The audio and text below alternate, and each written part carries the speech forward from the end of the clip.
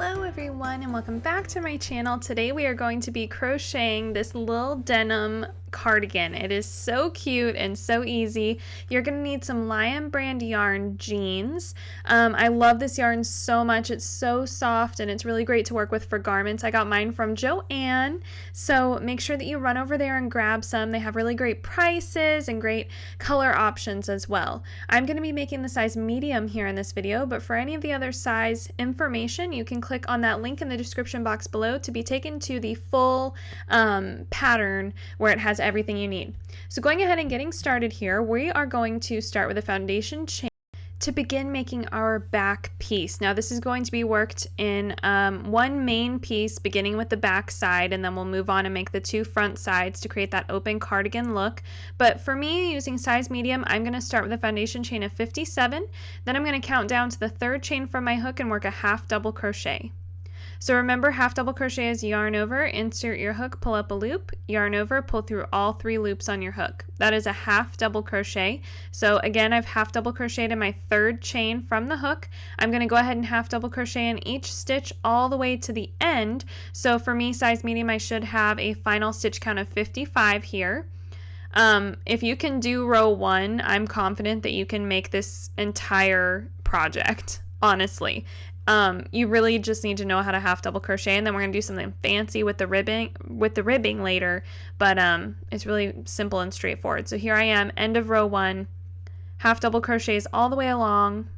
Here I am working into the very last stitch. Remember that written pattern, even if you're not comfortable with written patterns, there is a stitch chart table thing to help you make sense of the pattern if you're a visual learner like me. So please make sure to visit the blog post itself to get your correct sizing numbers and just make sure that this thing will fit you really great. So row 2, we've chained 2 and turned. Now we're working a half double crochet in each stitch all the way along. Once again, same thing as row 1, and we're just going to keep on with this, 1 half double crochet in each stitch. It should be looking something like this, and we're just going to keep on with this, just half double crochet until the sun don't shine. You know what I'm saying? Just keep on going, and we're going to just continue on with this for the entire back panel. So here I am finishing row 2, but I'm going to tell you right now, I'm going to skip ahead in a minute because you're just going to keep on with this. Make sure here at the end of the row you don't stitch into the turning chain from the row below. Remember my crochet straight edges video from a little while back and how I stitch into the very first stitch of the row and not into the turning chain, and that keeps perfect straight edges? We'll need that for creating the seams later on. And if you don't know what video I'm talking about, it's over on my main channel page. It's one of my most viewed videos and it's really helpful. So depending on what size you're making, again, the written pattern linked below has sizes extra small all the way up to 3XL women's, and depending on your size, you're going to work up a different number of rows. For me, size medium, we work to row 50, so here I have that completed. So my back piece, or my back panel, has 50 rows of half double crochet. My edges are nice and straight. This is how it should be looking. It's nice and soft. This took me a couple of hours to do because this is a worsted weight yarn, so it takes a little bit of time. But this is how it should be looking. There's our back panel. It's going to grow in size just a little bit when we do the ribbing and the seaming and all of that, but this is generally how it should be looking. And like I said, that written pattern has a chart, or table, I'm sorry, in it that has your measurements in inches, the number of stitches, number of rows, all of that good stuff, and it's really, really easy to make sense of, even if you don't like reading patterns. So moving on to the front panels, we're going to work them basically in 2 sections. So you're going to keep doing what you've been doing, nothing's going to change, except we're only going to work halfway across this row. So the first row of our front panel, we're just going to work halfway across here. Now that's going to be a different number depending on your size. For me, size medium, I'm going to stop after my 26th stitch. I'm going to chain up 2, and I'm going to turn my work. I'm going to ignore the other half of my back piece for now. I'm going to just act like it's not there, forget about it entirely. I'm going to half double crochet in the very first stitch and in each stitch all the way across. This process is the same for all sizes, so I'm confident that this video will help anyone from extra small to 3XL. It's just a different number of stitches that you're working. That's the only difference here. So go ahead and half double crochet all the way back to where we started. And we're just going to keep going back and forth like this just on this one side. We're only going to complete those 26 stitches, working back and forth, no increasing or decreasing, nothing funny. We're just going to keep working back and forth over this little kind of half section until it is just as long as our back piece is. So we want this to match. We want it to be the same length in the front as in the back. So you guessed it, size medium. We're going to work until row 50. So you'll see that here in just a moment, and bam, look at that. It is done. Don't you wish crochet was that fast? Sometimes I do. So here we have the first front panel done. Again, I know that I'm zooming through this, you guys, but it really is just that simple. You're just working back and forth and back and forth and back and forth, half double crochets. Once you get to row 50, go ahead and finish off that yarn. And now this is what it should be looking like. So you should have like a giant L shape kind of thing going on. I'm going to go ahead and fold that over onto my back piece just so it's out of the way. But here, when we go to make our second panel, so this is the only thing I will say that you need to get specific on. We need to continue working in the same direction as we did with our first front panel. So because we are working this way with this side facing us to work across from right to left, we need to do the same thing working our second panel. So work in the same direction as if you were continuing in that very first row of your front panel, but we're just going to join the yarn. Now, with your second front panel, we are going to skip a couple of stitches here between our front panels. This is just going to give us a nice smooth rounded neckline. For me, size medium, I'm going to skip 3 stitches. Now, this will differ depending on your size. It's going to be either 2 or 3 stitches. Make sure to consult the written pattern. Those tables are really helpful. I went ahead and included them in the free version, so you have everything you need to make this pattern and make it successfully. So here I have my 3 skipped stitches. I've chained up 2. I'm half double crocheting all the way to the end, and I'm going to repeat the same process I did with the first front panel. So I'm just going to concentrate on this side. I'm going to work back and forth. I should have the same number of stitches in my first and my second front panels. So I have 26 stitches here. I've worked up all the way, all 50 rows. So this is how it should be looking. I have my 2 front panels laying flat on top of my back panel, and this is where I'm at, you guys. Now moving on to the seaming. The seams are really, really easy. Don't get freaked out. I know that the word seam sometimes has a negative connotation to it, but this is really, really simple. Depending on your size, once again, sound like a broken record, but depending on your size, the measurement for your armhole will change slightly. So make sure you look at that and double check it. Get your measuring tape out. And what we're going to do is we're going to cut a length of yarn that is long enough to sew up this kind of side, this edge. But we're going to sew from the stitch marker down. So I've marked off where my armhole will be. So for me, size medium is a 7-inch armhole. So I've placed a stitch marker 7 inches from the top where that folds over. That last row of the back piece where we started our front panels is going to be kind of the neckline area. So we need to measure 7 inches down from that. And then we need to sew our seam from the stitch marker all the way to the hemline. Now I'm going to do this with a really long piece of yarn, and I'm just going to sew a basic mattress stitch, and I'll show you how I do that up close here.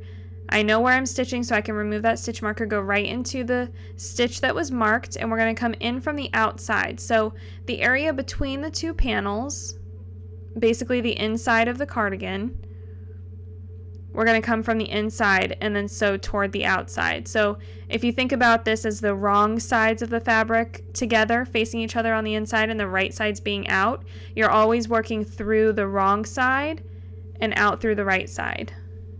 And you're just going to kind of sew this up like you would sew up, or you would tie shoes, how you would thread shoelaces. It's really kind of the same method, and you want to make sure to work into the edge of every row. I know that working along the rough edge of the work is a little bit tricky too. Make sure that you're just stitching once in the end of each row. That's plenty sufficient. So just go ahead and mattress stitch this whole seam all the way down to the end. And once we're done with the first side, obviously we're going to need to repeat this on the other side. And this is the only seaming that we're going to have to do because we worked our front panels off of our back panel. We don't have to sew those on separately, which is really nice. It makes for a little bit more sturdy garment. It's not going to stretch out on our shoulders nearly as bad as if we had seamed it on. Okay, so we have sewn all the way down the side. This is what our seam should be looking like. It should be fairly hidden. It should be nice and even and just a nice pretty clean seam. And here's our armhole. It should be plenty big enough for my medium-sized arm. And we're going to just repeat this on the other side. Make sure that you keep track of that armhole measurement and that you're not varying it because you don't want two different sized armholes. So now here I am working on the hemline and neckline ribbing. So this is basically just going to be one continuous round that goes all the way around the cardigan. Now I wanted to work up a bit of this so that I can show you what it should look like before you get started. We're going to do this cap sleeve here in just a minute, so just hang tight on that. We're going to do this neckline first. So I started here at the bottom corner of one of my front panels. Doesn't matter which one, I just happen to start on this one and work up that rough side first. So I'm working double crochets, just regular double crochets, one into the end of each row of stitches. And then you can see here when I got up here to this neckline, I worked into those skipped stitches between the two panels. Now I want to show you a close-up of how I'm doing this. If you've ever done a border on a blanket or you've added a trim around any piece of crochet, doing this is the exact same thing. It's just kind of a different configuration, so don't let it freak you out or overwhelm you. You're just working into the rough edge just like you would on a pillow or a blanket or anything else. So remember, regular double crochets for this first round of the ribbing. We're just working one into the end of each row of half double crochets on our panel. So working along this rough edge is the hardest part. You definitely want to make sure that you're stitching into the same spots, the same area on the end of those rows. Get familiar with how your stitches look and make sure that nothing is ruffling. That means you have too many stitches for the number of rows, and make sure nothing's pulling and kind of cinching up. That means you have too few stitches. And just to zoom in here again one more time, I want to make sure you see this. Those couple of 2 or 3 skipped stitches, depending on your size, between the first and second front panels, you're going to need to work into those as well. So you can see here that I worked up the rough edge, and then I worked here into that last rough edge stitch, and then those 3 skipped ones. And then I went down the other side by first starting in that very, very beginning kind of join area where I joined my yarn for the second panel. So if you need to pause that and look at it and look at where the stitches are, you're more than welcome to. I just want to make sure I showed you the zoom on that. So here we're just going to continue on around, and then when we get down here to the hemline, it's really, really easy. You're just going to double crochet once in each stitch all the way around. Here you're going to be working into the other side of your foundation chain and the end of your front panels. So you're going to be working into actual stitches, not into rough edges technically. So it's much, much easier to do the hemline area. It's this neckline that can be a little tricky, and I wanted to make sure and zoom in on that for you. The wonderful thing about YouTube and why I love it so much is that you can pause and rewind as much or as little as you need to. If you need to watch this video 10 times through to get a good idea of what I'm doing, that is completely fine and honestly recommended, because crochet can be confusing, and I know that I go a little bit quick, but I don't want my videos to be 5 hours long. So if you need to rewatch them, don't worry, go ahead and do that. So here I'm catching up, and I have finished the hemline stitches. I've slip stitched to the very first stitch of the round to join, and now at this point all of my ribbing is in one continuous round. So all of those double crochets I just worked, I haven't stopped and turned anything, I haven't cut my yarn, like nothing has happened. I just worked around the neckline, and then I turned on that corner and I worked around the hemline. So now I'm going to start the actual ribbing part. So this is getting really fun, you guys. First, we're going to chain 2, and then we're going to work a front post double crochet. It should sit forward up off the fabric. Next stitch is a back post double crochet.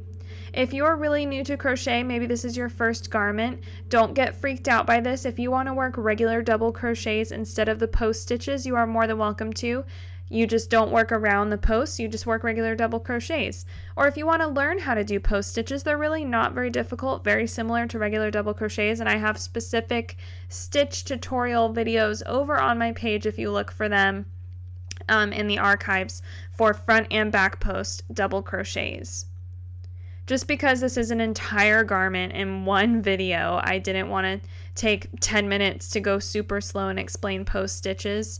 They're really, really useful to learn how to do. So if you haven't yet learned how to make front and back post double crochets, I highly recommend it. Or even if you just need a refresher, those videos are there on my page. So we're just alternating front and back post double crochet, and we're going to continue with that method all the way around. So even working up over that neckline with those skipped stitches, working along the hemline. This is how it should be looking. You should kind of get this bumpy kind of ribbed texture. It's supposed to mimic kind of a knitted rib look. So we're going to just continue with this all the way around. And we're going to complete a few rounds of this, but here I am finishing the first round of the ribbing itself, technically round 2 of the ribbing section of the pattern. This is how it should be looking. And when we get back to the beginning, we're just going to slip stitch into that starting chain. And that's going to just join things together and look really clean.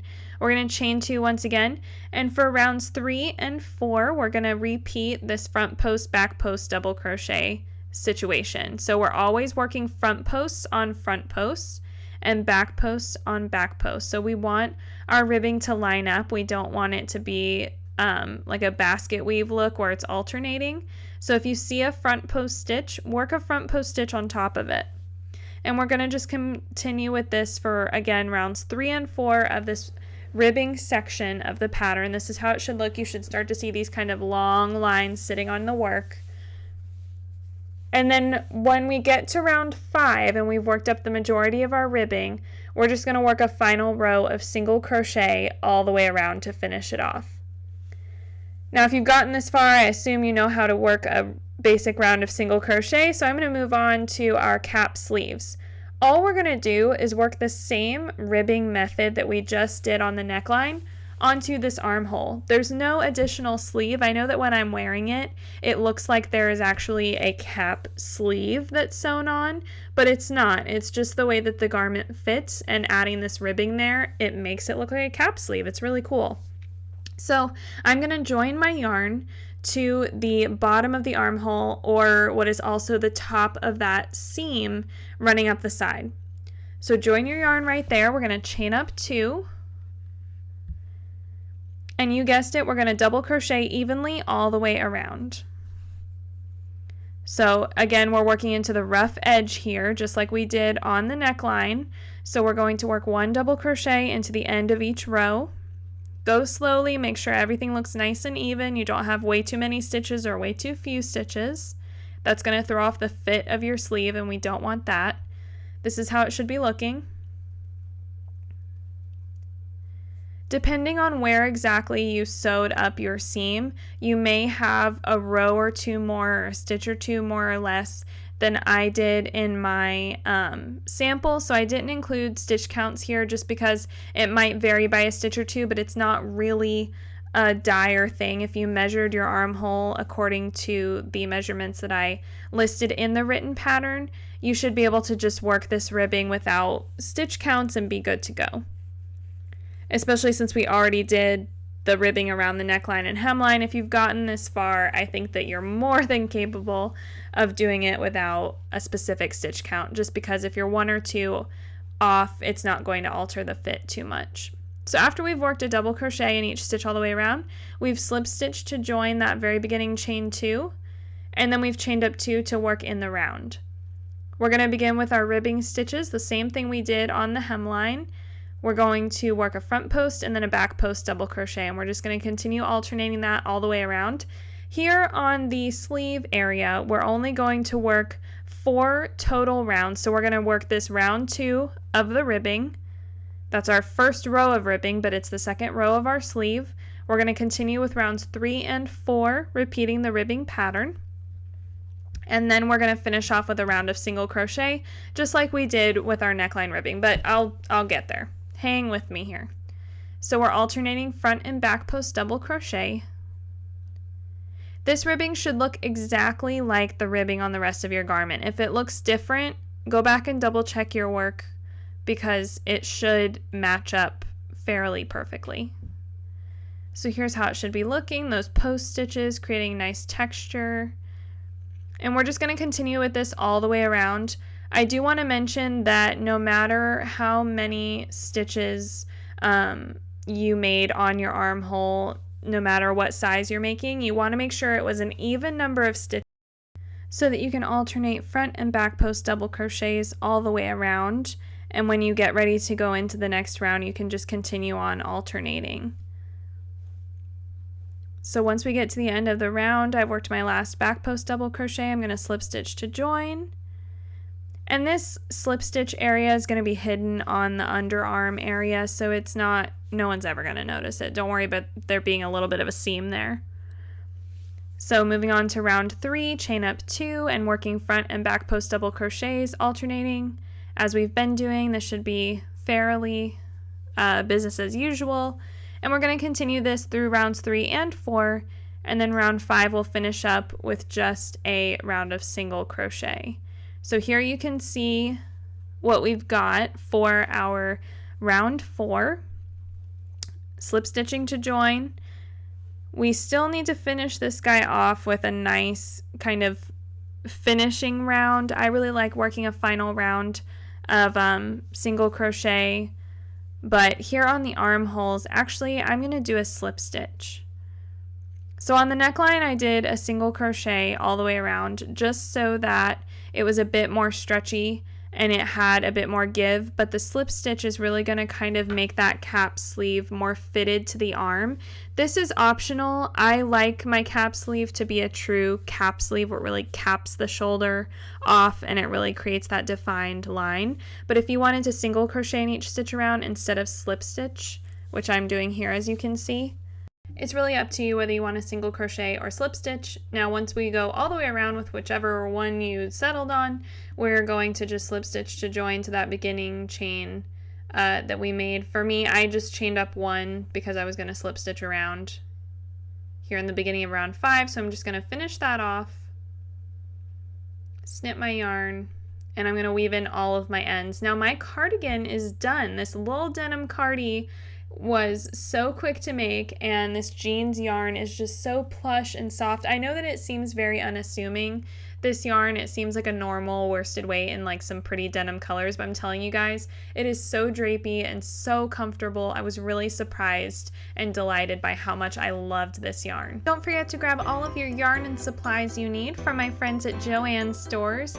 I can't wait to see all of your little denim cardies. Thank you guys so much for watching, and be sure to subscribe to my channel if you haven't already for more fun crafty tutorials. See you soon!